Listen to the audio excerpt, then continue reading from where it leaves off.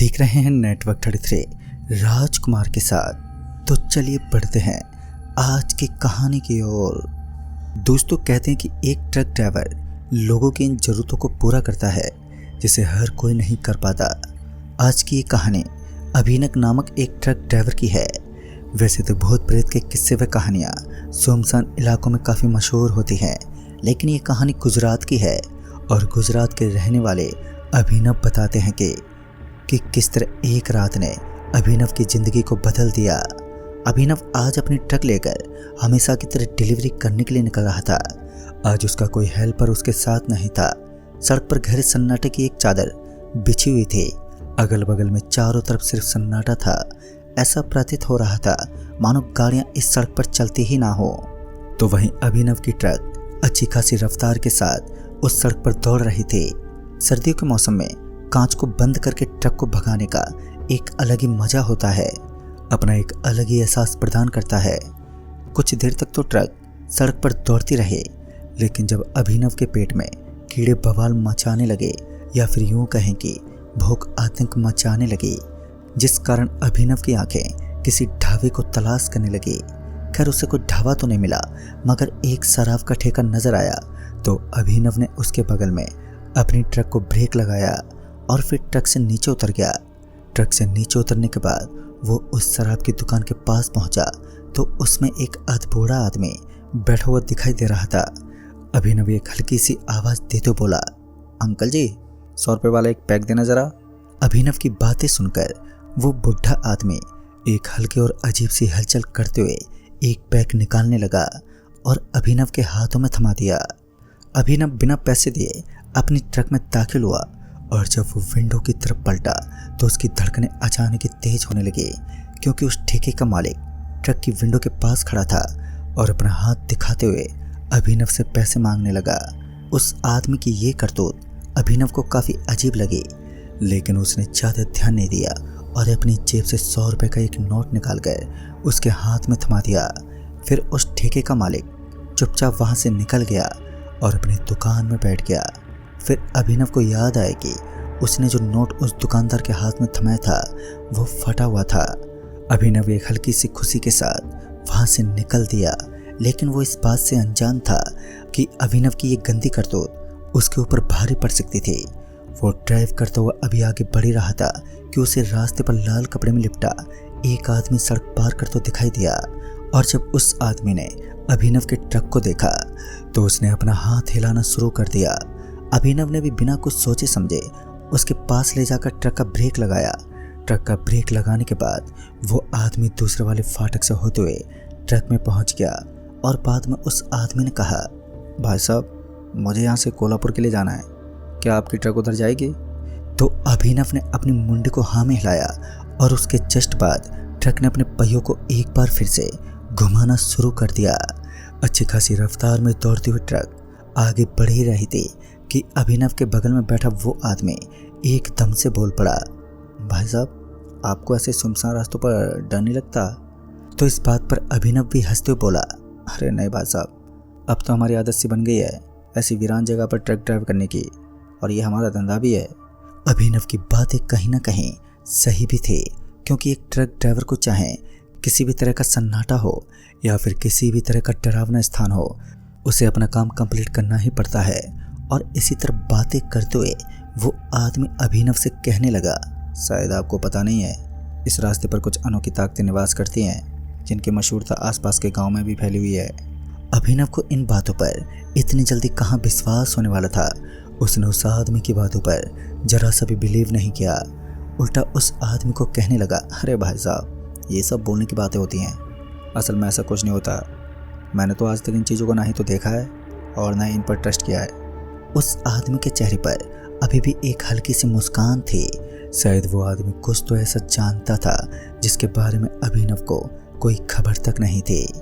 अभिनव के बगल में बैठा हुआ वो आदमी कहने लगा कि इस सड़क पर तकरीबन 11 साल पहले एक छोटा और मासूम सा बच्चा अपने पापा के साथ सड़क क्रॉस कर रहा था, लेकिन फिर एक स्पीड से आने वाली गाड़ी ने उसके पापा को जोर से टक्कर मार दी और उसके पापा का एक्सीडेंट हो गया। लेकिन सच ये नहीं है कि उसके पापा का एक्सीडेंट हुआ था, बल्कि सच ये है कि उसके पापा को किसी ने जानबूझकर मौत के घाट उतारा था। अभिनव समझ ही नहीं पा रहा था कि ये आदमी कहना क्या चाहता है, और उस शख्स का एक्सीडेंट हुआ था या फिर उसका मर्डर, और उसके बच्चे का क्या हुआ। फिर उस आदमी ने शुरुआत से बताया कि हमारे गांव में एक व्यक्ति रहता था जो इंजीनियर था। उसने अपनी ज़िंदगी में काफ़ी सारे ऐसे मुकाम हासिल किए थे जहां तक पहुंच पाना किसी भी नॉर्मल इंसान के लिए आसान नहीं होता। शायद यही एक बड़ी वजह थी कि उसके चाहने वालों की जगह उससे नफरत करने वालों की संख्या कुछ ज़्यादा ही बढ़ने लगी, और बाद में उसने कुछ गैंगस्टर के साथ हाथ मिलाना शुरू कर दिया तो उसकी दुश्मनी में बढ़ोतरी देखने को मिली। वो नहीं जानता था कि वो किस चीज़ में अपने कदम पटक रहा है, और बस कुछ लोगों का साथ देने की वजह से उस आदमी की ज़िंदगी अब खतरे में पड़ने लगी। और फिर वो जब एक दिन अपने बेटे के साथ सड़क पर टहल रहा था तो किसी बड़े दुश्मन ने उसे अपनी गाड़ी से टक्कर मार दी, और शाम का समय होने की वजह से उसके बेटे को ना ही तो उस गाड़ी की नंबर प्लेट दिख पाई और ना ही उसका कलर। लेकिन वो कार जब उस आदमी को कुचलते हुए निकली तो फिर वहाँ सभी तरफ से लोग इकट्ठा होने लगे, और उस आदमी को अस्पताल पहुँचाने से पूर्व ही उसकी मौत हो गई। अपने पिता की मौत के बाद उस बच्चे की हालत भी खराब रहने लगी, और बस कुछ ही दिनों बाद ही उसका बेटा दुख में पीड़ित होने की वजह से अपने प्राण गंवा बैठा। उसकी माँ को गुजरे भी सिर्फ 2 साल ही हुए थे, और अब उसने अपने पिता को खो दिया तो उसका दर्द वो सह नहीं पाया और मृत्यु के घाट उतर गया। लेकिन ये मृत्यु पूरे गांव के लिए एक खौफ साबित होने वाली थी, क्योंकि गांव के लोग ऐसे मंजर देखने वाले थे जिसके बाद वो शाम होने के पश्चात अपने घर से बाहर निकलने के लिए भी किसी की परमिशन मांगते।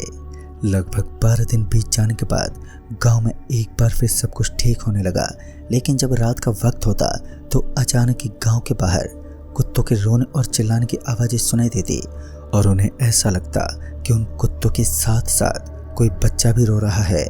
लेकिन वो बच्चा कौन है और वो इस तरह विलाप क्यों कर रहा है, ये सब देखने के लिए जब गांव का एक शख्स उस दिन गांव के बाहर पहुंचा तो उसकी स्थिति बड़ी दयनीय हो गई। उसने ऐसा क्या देखा कि उसकी बोलती ही बंद हो गई थी। आज भी वह उस रात की बातों को याद करके एकदम से चिढ़ जाता है, क्योंकि उस रात के बाद उस आदमी की जुबान से आवाज़ आने तक बंद हो गई है।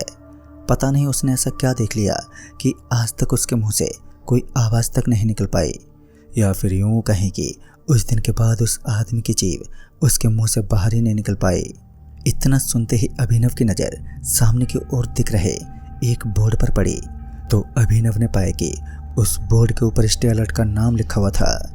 बड़े और लाल लाल शब्दों में खतरा लिखा हुआ था, जो यहाँ किसी अनोखी चीज़ या जानवर के बारे में खौफ जमा करता है। लेकिन इस वक्त अभिनव के पास कोई और चारा भी नहीं था। वो बस चुपचाप ड्राइव करता रहा। फिर उस बगल में बैठे आदमी ने कहा, भाई साहब, आगे का रास्ता खतरों से भरा हुआ है, तो हमें अपनी पूरी सावधानी के साथ आगे की तरफ बढ़ना होगा। और इतना बोलकर वो शख्स चुप हो गया। फिर थोड़ी दूर आगे जाने के बाद जब अभिनव ने अपने बगल में बैठे उस आदमी की तरफ देखा तो उसकी आंखें फटी की फटी रह गईं, क्योंकि वहाँ पर तो कोई भी नहीं था। लेकिन वहाँ से थोड़े आगे शराब की एक बोतल रखी हुई थी, जिसके ऊपर कुछ ताबीज़ बंधे हुए थे। कुछ पल के लिए अभिनव समझ नहीं पाया कि आखिर ये बोतल यहाँ किसने रखी है। तभी अभिनव के ट्रक से कुछ जोर से टकरा गया, और इतनी जोर की आवाज़ सुनते ही अभिनव के हाथ पैरों में अब कपकपी छूटने लगी। अब उसने ऐसा फील किया मानो अभी अभी उसके ट्रक से कोई जिंदा इंसान टकरा गया है। और ट्रक की विंडो को नीचे गिराते हुए जब अभिनव ने पीछे की तरफ देखा तो उसे दूर दूर तक सिर्फ घनघोर अंधेरा ही दिखाई दिया। और वैसे भी ट्रक ड्राइवर का एक असूल होता है, जैसे ही उनके ट्रक से कोई टकराता है तो वो बिना कुछ सोचे समझे ही अपने ट्रक को स्पीड से भगाते हुए वहाँ से निकल जाते हैं। और कुछ ऐसा ही इस बारी भी अभिनव ने भी दिखाया। उसने भी ट्रक को अच्छी खासी रफ्तार के साथ दौड़ाना शुरू कर दिया, और तुरंत ही वहाँ से वो निकल गया। लेकिन आगे का रास्ता तो बड़ा ही खतरनाक और डरावना लग रहा था, और सिर्फ झाड़ियाँ दिखाई पड़ रही थी। दूर दूर तक घर का कोई नामो निशान तक नहीं था, और इसी बीच ट्रक की रफ्तार अचानक ही कम होने लगी। लेकिन अब उन्हें ऐसा लग रहा था कि उसके हाथों से ट्रक का कंट्रोल अपने आप ही बिगड़ चुका है। वो बार बार एक्सीलेटर को दबा रहा था, लेकिन इसके बावजूद भी उसकी ट्रक अपने आप ही चलने लगी। फिर थोड़ी दूर आगे जाने के बाद उसके ट्रक के ब्रेक लग गए, और सामने वाली हेडलाइट अपने आप ही ऊपर नीचे होने लगी और इसी हेडलाइट के बीच एक चमकता हुआ चेहरा अभिनव की दिल की धड़कनों को तेज करने लगा। दरअसल अभिनव ने देखा कि उसे अपने ट्रक के बिल्कुल सामने की ओर एक आदमी नजर आ रहा था जिसकी उम्र यहीं कोई 40 वर्ष के करीब लग रही थी। साथ ही उस आदमी ने अपने चेहरे को ट्रक के पीछे की ओर घुमा रखा था, जिस कारण ट्रक की हेडलाइट ऑन होने के बाद भी उस आदमी का सिर्फ पिछवाड़ा ही दिखाई पड़ रहा था। हालांकि उसकी कमीज लाल रंग में रंगी हुई थी, जैसे कि कुछ उसके शर्ट पर लगा हुआ हो, लेकिन वो लाल लाल धब्बे ठीक से दिखाई नहीं पड़ रहे थे। बाद में अभिनव ने अपने ट्रक को कंट्रोल करने की बहुत ही कोशिश की, लेकिन उसकी ट्रक अभी भी किसी अनजानी शक्ति के साए में फंसी हुई थी। अपनी पूरी कोशिशों के बावजूद भी वो असफल रहा और उसकी ट्रक एक बार के लिए अपने आप ही चलने लगी और ट्रक के अगल बगल में कुछ गिरा हुआ था जो फड़फड़ की एक अजीब सी आवाज़ निकाल रहा था। उसी समय अभिनव ना चाहते हुए भी अपने ट्रक से नीचे कूद गया और नीचे कूदने के बाद जब उसने चारों तरफ के नज़ारे को फील किया तो उसने देखा कि वहाँ पर एक बड़ा सा मुर्दाघर बना हुआ था जिसके चारों ओर एक तारबंदी बनाई गई थी। पता नहीं वो कौन था, लेकिन उस मुर्दे के घर के अंदर कोई घूमता हुआ दिखाई दे रहा था। ऐसा लग रहा था मानो कोई इतनी रात होने के बावजूद भी उस मुर्दा घर में घुमाई कर रहा है। और अब अभिनव की इतनी हिम्मत नहीं थी कि वो अपने ट्रक को उसी स्थान पर छोड़कर उस मुर्दा घर के करीब जाने की हिम्मत करे, क्योंकि पहले से उसकी तो फटी पड़ी थी और इतने में ही अभिनव को अपने सामने से एक बूढ़ा आदमी गुजरता हुआ दिखाई दिया। अभिनव बिना कोई विचार किए उस आदमी को आवाज़ देते हुए कहने लगा, अरे अंकल जी, आप क्या मेरी मदद कर सकते हैं? लेकिन इसके ऊपर उस बूढ़े आदमी का कोई भी रिएक्शन नहीं था। वो बुजुर्ग आदमी जंगली झाड़ियों की तरफ बढ़ता जा रहा था और अभिनव भी उस आदमी के बिल्कुल पीछे पीछे उन झाड़ियों की तरफ चलता गया। बाद में जब अभिनव का कदम एक लाश के ऊपर पड़ा तो अभिनव पूरा अंदर तक हिलसा गया। दरअसल अभिनव ने पाया कि एक इंसान का पूरा कटा हुआ शरीर उस रास्ते के बिल्कुल बीचों बीच पड़ा था और ये देखकर अभिनव की सांसें एकदम से उखड़ने लगी थी और उसी वक्त वो बुढ़ा शख्स अपनी गर्दन को पीछे की तरफ घुमाने लगा और जब उसने अपना पूरा शरीर पीछे की ओर घुमाया तो अभिनव अपनी जिंदगी की कुछ बची कुछ सांसों को तेज गति से लेने लगा। दरअसल अभिनव ने देखा कि उस आदमी का मनहूस चेहरा इतना डरावना लग रहा था कि अभिनव इस वक्त अपने कदमों को इधर से उधर हिलाने तक की कोशिश नहीं कर पाया। अब अभिनव किसी पत्थर की मूर्ति की तरह उसी जगह पर स्थिर खड़ा रहा, लेकिन उस बुढ़े आदमी का पता नहीं ऐसा क्या मन था कि उसने एक बार के लिए अभिनव को घूरा तो सही, लेकिन बाद में उसने अपने कदम पीछे की तरफ हटा लिए और वो वहाँ से चल दिया। उस बुढ़े आदमी की करतूत काफ़ी अजीब थी। अभिनव भी उस आदमी की इन हरकतों को समझ पाने में पूरी तरह से नाकाम था, लेकिन जब अभिनव ने अपनी जेब से फ़ोन को निकालते हुए उसकी टॉर्च को उस रास्ते के बीच में पड़ी लाश के ऊपर डाला तो अभिनव ने देखा कि ये लाश उसी बुढ़े आदमी की थी जो अभी अभी उसके चेहरे को घूरते हुए यहाँ से निकला है। यानी कि मृत्यु के बाद भी उस बुढ़े आदमी का अस्तित्व यहाँ चारों तरफ मंडरा रहा है। अभिनव उसी वक्त तेज गति से भागता हुआ एक सड़क के ऊपर पहुँच गया। अभिनव ने उस समय अपने ट्रक की चिंता नहीं की और उसी समय वहाँ से भागते हुए पास में बनी एक फैक्ट्री के पास पहुँचा और उस फैक्ट्री के पास पहुँचने के बाद उसने वहाँ के लोगों को अपने साथ हुए इस हादसे के बारे में बताया तो उन सभी ने बताया कि सरकार ने पहले ही इस बारे में सभी लोगों को सूचित किया है कि यहाँ का इलाका बिल्कुल भी ठीक नहीं है, लेकिन जो भी इस छोटी सी और डरावनी जगह में आने की हिम्मत करता है तो वो भूतों से सामना अवश्य करता है। लेकिन किस्मत का साथ था कि उस दिन अभिनव अपनी जान बचाकर निकल गया। दोस्तों, आज इस घटना को बीते काफ़ी साल हो चुके हैं, लेकिन डर तो आज भी इसी तरह अभिनव के मन में बना हुआ है। तो दोस्तों, इस कहानी में बस इतना ही। तब तक के लिए बाय एंड टेक केयर।